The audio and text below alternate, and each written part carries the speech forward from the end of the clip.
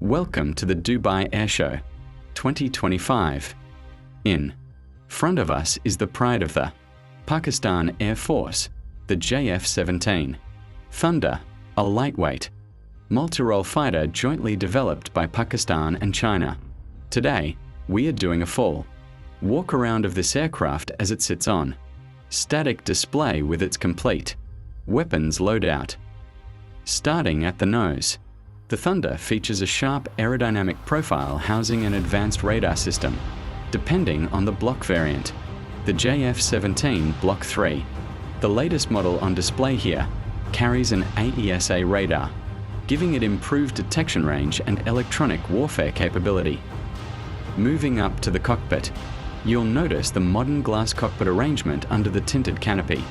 The pilot gets a wide HUD, multiple digital multifunction displays, and an advanced hands-on throttle and stick layout, all designed to reduce workload and improve situational awareness during combat missions. As we come along the sides, the DSI, diverterless supersonic intake, stands out. This simple but highly efficient design helps reduce the aircraft's weight and improves engine airflow. The fuselage is compact yet robust, optimized for agility, speed, and affordability.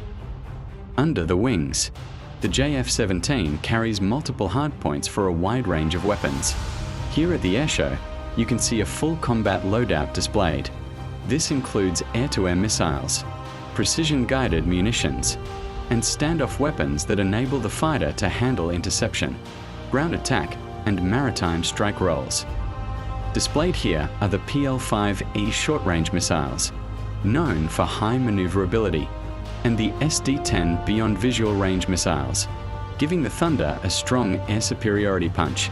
You may also notice guided bombs and anti-ship missiles, showcasing its multi-role versatility.